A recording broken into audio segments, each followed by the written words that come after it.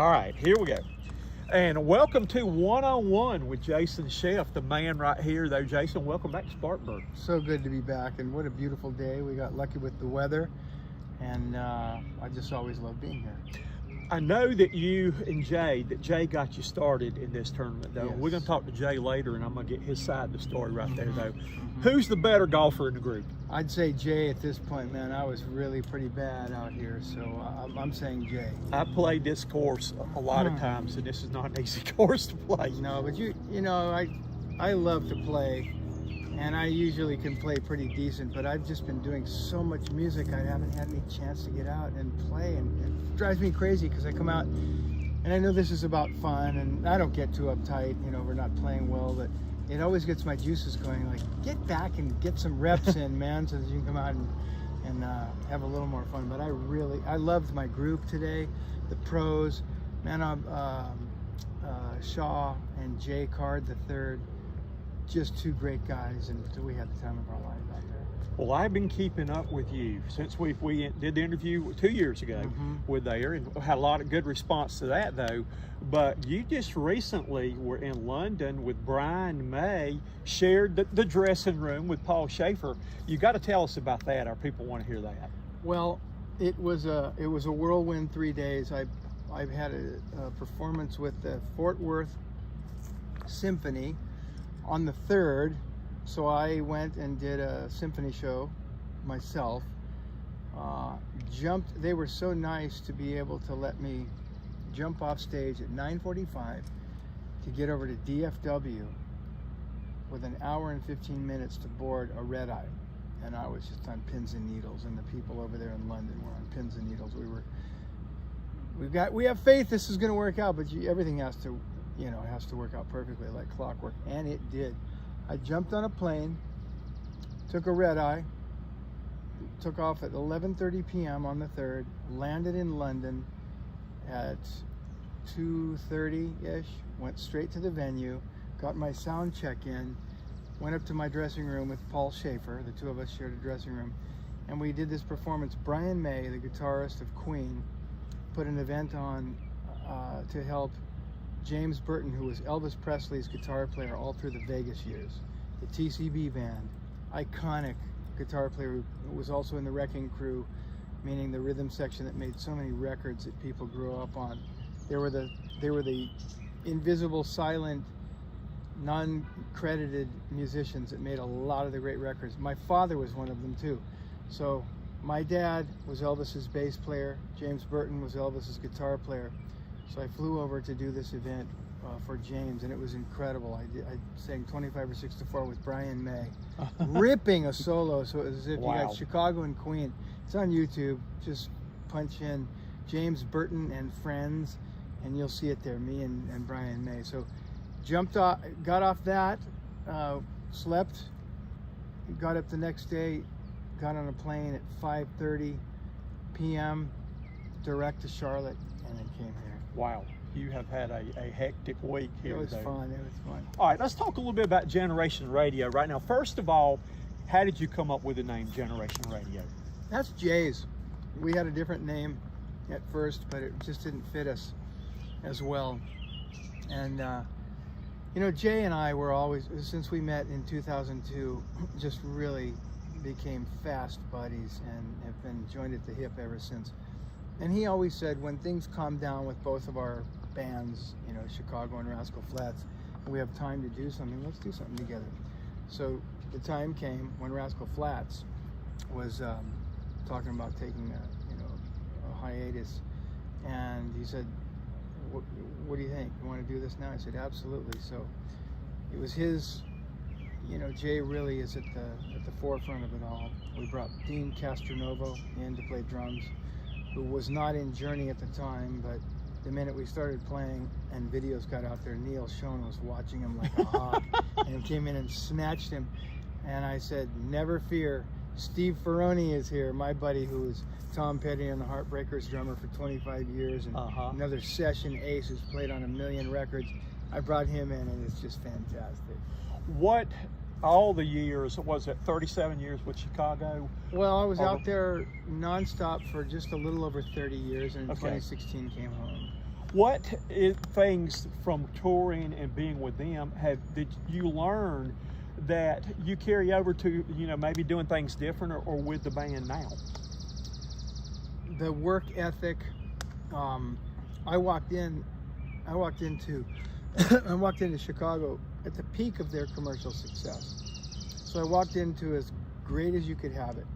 First class everything, hit records. We were on top of the charts, basically dominating pop radio. I say we because it was them and I walked into it. But they brought me in as the future of the franchise and we kept it going. We made really half of those 80s hits are my era with Bill Champlin. And one of the first things I saw is the minute that Will You Still Love Me, the first hit that I sang, went to number 3. If I was with a bunch of kids that was experiencing it the first time, I probably wouldn't even be alive right now. But I just looked around and these guys had already gone through all the craziness of their first success. And they were so grateful that this continued that I just saw, Will You Still Love Me was at the top of the charts, and these guys were like, okay, what's the next single? I'm like, oh, okay, what's the next single? So that work ethic and focus on, don't get too wrapped up in success to like lose your mind. Stay focused. What are your goals with the new group? Do you ever want to get back into all of the places and touring, or is it more enjoyment now of just kind of slow down and maybe not do as many tours or concerts, or what's your goal? Yeah, well, when I came home in 2016, really to take care of my family, part of that decision, and the guys were completely understanding about it, was that I have to be available to be with my family. We went through a lot of loss, and so to be gone all the time is just not workable for me at this point in my life. So I love being able to have a handful of dates during the year, but then I get to come and do this, because in that old world you can't do anything else, which is a wonderful place to be, but that's not really where my head's at right now. Now, last time I asked you what your favorite song is, I'm gonna throw you a curve this time. I'm gonna ask you what your favorite song that Jay did with Rascal Flatts. If you have a favorite of what he did with that group. Well, there are so many. These Days always has a lot of appeal to me because it's the first song that I remember hearing them and just thinking, this is unbelievable. And then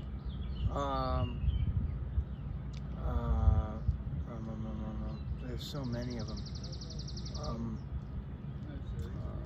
Here Comes Goodbye is incredible. There's just so many of them. Broken Road, God Bless the Broken Road. It's hard to pick one. Okay. All right, I'm about to ask you about these new songs that you and Jay have written right here. These are 3 of my favorites right here. If you can give me a little background, I hope you find it. I love that song. I like All Night to Get You There, and Why Are You Calling Me Now? What can you tell me about those 3 songs? Well, I hope you find it was written by Jeffrey Steele and a couple other great writers, but Jeffrey's written a ton of Rascal Flatts hits, so that's really a nod to their to Rascal Flatts. All Night to Get There is, I think, a song Jay wrote that Rascal Flatts recorded at one point. I didn't realize that, but yeah, so we basically covered it from them. And then Why Are You Calling Me Now is a song that Tom Yankton and I wrote, and Yankton had that great title, Why Are You Calling Me Now? I said, I know exactly what that's about.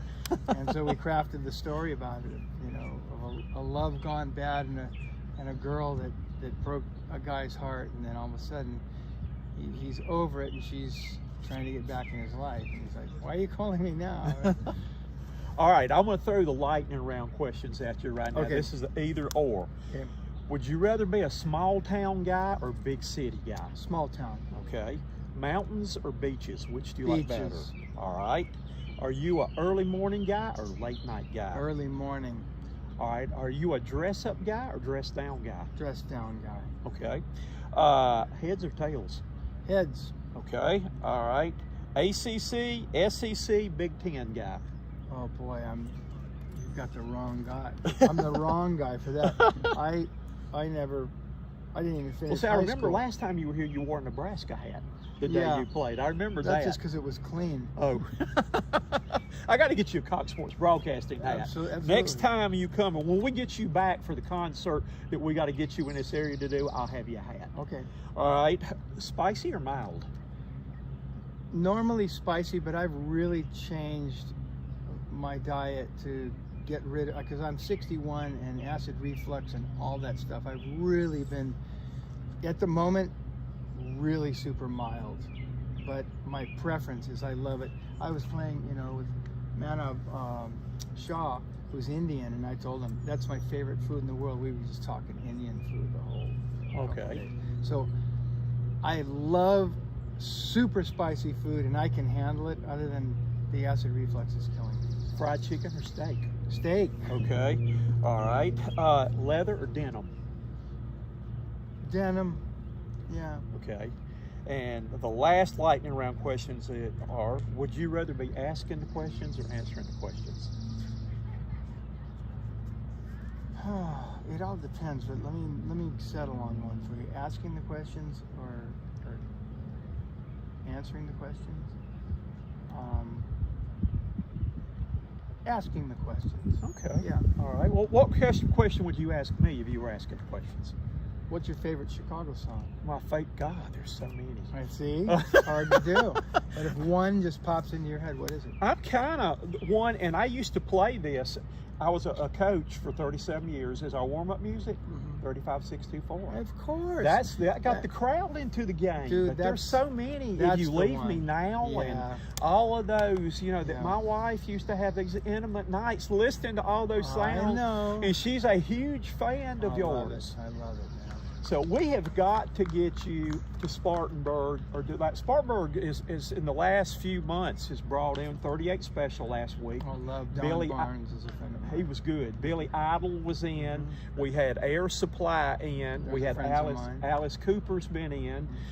We had Three Dog Night, and some of those people that we got to get Generation Radio, because Please. people don't realize Yeah. that when they come to one of your concerts, they're getting the best of three Yeah, worlds. That's exactly right. Chicago, they're getting the best of Rascals Flat and Tom Petty Yep. right there, plus the new stuff you written.